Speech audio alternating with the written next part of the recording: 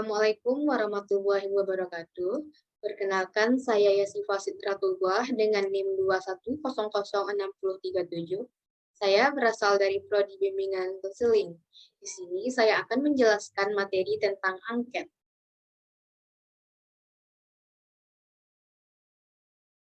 Pengertian angket. Angket adalah suatu alat pengumpul data yang berupa serangkaian pertanyaan tertulis yang diajukan kepada subjek untuk mendapatkan jawaban secara tertulis juga.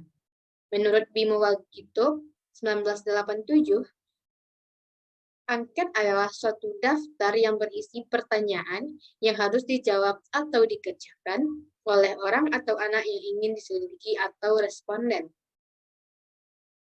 Angket adalah suatu teknik pengumpulan informasi yang memungkinkan analisis mempelajari sikap, keyakinan, perilaku, dan karakteristik beberapa orang, terutama dalam organisasi. Angket merupakan salah satu alat pengumpul data dalam asesmen dan tes, berupa serangkaian pertanyaan atau pernyataan yang diajukan pada responden, bisa saja peserta didik, orang tua, atau masyarakat. Tujuan dan kegunaan angket. Tujuan angket yaitu, yang pertama, pada umumnya tujuan penggunaan angket atau kuesioner dalam proses pembelajaran terutama adalah untuk memperoleh data mengenai latar belakang peserta didik sebagai salah satu bahan dalam menganalisis tingkah laku proses belajar mereka. Yang kedua, untuk menghimpun sejumlah informasi yang relevan dengan keperluan bimbingan dan konseling, seperti identitas pribadi, peserta didik, keterangan tentang keluarga, riwayat kesehatan, riwayat pendidikan, kebiasaan belajar di rumah, hobi, atau informasi lainnya. Selanjutnya, kegunaan dari angket ini adalah yang pertama, menjamin validitas informasi yang diperoleh dengan metode lain, mengevaluasi program atau kepentingan, mengambil sampling sikap atau pendapat responden, dan yang terakhir, mengumpulkan informasi sebagai bahan dasar dalam rangka penyusunan program.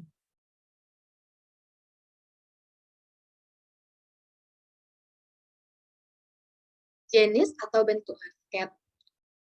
Jenis yang pertama yaitu berdasarkan bentuk pertanyaannya, yaitu yang pertama angket terbuka.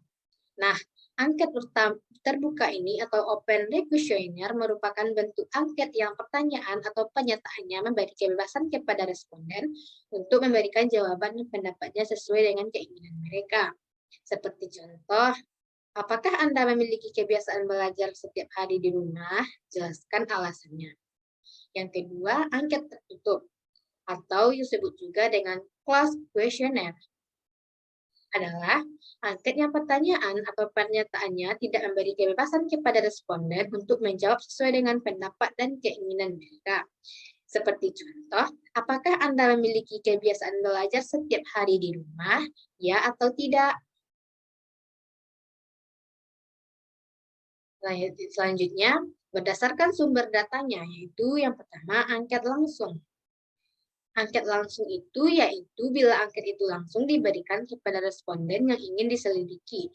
Jawaban diperoleh dari sumber pertama tanpa menggunakan perantara. Yang kedua, angket tidak langsung. Angket tidak langsung yaitu bila angket itu disampaikan kepada orang lain yang diminta pendapat tentang keadaan orang lain. Jawaban angket itu diperoleh dengan melalui perantara sehingga jawabannya tidak dari sumber pertama. Dan yang terakhir, berdasarkan strukturnya. Yang berdasarkan strukturnya yaitu yang pertama, angket berstruktur. Yaitu angket yang bersifat tegas, konkret, dengan pertanyaan atau pernyataan yang terbatas dan menghendaki jawaban yang tegas dan terbatas pula. Yang kedua, angket tak berstruktur. Dipergunakan apabila konselor menginginkan uraian lengkap dari subjek tentang sesuatu hal, di mana diminta uraian yang terbuka dan panjang lebar, disampaikan dengan mengajukan pertanyaan bebas. Latihan penyusunan angket. Langkah-langkah penyusunan angket dalam penelitian adalah sebagai berikut. Yang pertama, menyusun kisi-kisi angket. Sebelum menyusun angket, terlebih dahulu dibuat konsep alat ukur yang sesuai dengan penelitian yang dilakukan. Konselor alat ukur ini berupa kisi-kisi angket. Kisi-kisi angket tersebut selanjutnya dijadikan pedoman penyusunan butir-butir pertanyaan sebagai instrumen penelitian. Yang kedua, pembuatan butir soal. Item atau butir soal angket dibuat berdasarkan kisi-kisi angket yang telah disusun sebelumnya. Langkah-langkah pembuatan angket sebagai berikut. Yang pertama, membuat surat pengantar yang berfungsi mengantar angket yang dikirim kepada responden sehingga tahu siapa pengirim angket tersebut dan tujuan angket. Yang kedua, membuat pedoman atau penunjuk pengisian angket. Yang ketiga, membuat item pertanyaan yang akan diberikan sekaligus disertai alternatif jawabannya. Dan yang terakhir, membuat scoring atau penilaian angket. Nah, selanjutnya kelebihan dan kekurangan angket. Kelebihan angket yaitu angket merupakan metode yang praktis karena dapat dipergunakan untuk mengumpulkan data kepada sejumlah responden dalam jumlah yang banyak dan waktu yang singkat. Yang kedua, merupakan metode yang ekonomis dari segi tenaga yang dibutuhkan, antara lain tidak memerlukan kehadiran konselor. Yang ketiga, setiap responden menerima sejumlah pertanyaan yang sama. Yang keempat, memudahkan tabulasi hasil bagi konselor. Dan yang terakhir, mempunyai kebebasan untuk memberi keterangan. Nah, selanjutnya kelemahan angket. Yang pertama, responden sering tidak teliti dalam menjawab sehingga ada pertanyaan yang terlewati atau tidak dijawab. Padahal, sukar diulangi untuk diberikan kembali kepada responden. Penggunaannya terbatas, maksudnya hanya pada responden yang bisa membaca dan menulis. Yang keempat, pertanyaan dapat ditafsirkan salah oleh responden. Dan yang terakhir, sulit mendapatkan jaminan bahwa semua responden akan mengembalikan angket yang telah diberikan tadi. Pengolahan angket.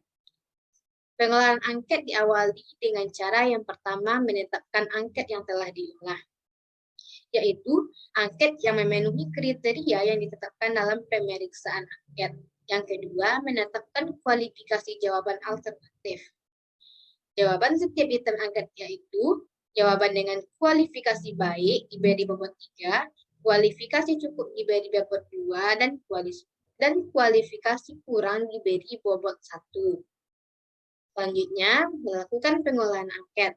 Melakukan pengolahan angket dengan mentransfer data kualitatif angket menjadi data kuantitatif berdasarkan kriteria alternatif jawaban angket yang menjadi pilihan responden masing-masing item angket, variabel bebas, dan variabel terikat. Dan yang terakhir, menetapkan pola ukur untuk kategori hasil. Menetapkan pola ukur untuk kategori hasil perhitungan persentase sebagai pedoman interpretasi data yang telah diperoleh dari perhitungan persentase. Itulah presentasi dari saya. Kalau ada kata saya yang salah, mohon maaf. Assalamualaikum warahmatullahi wabarakatuh.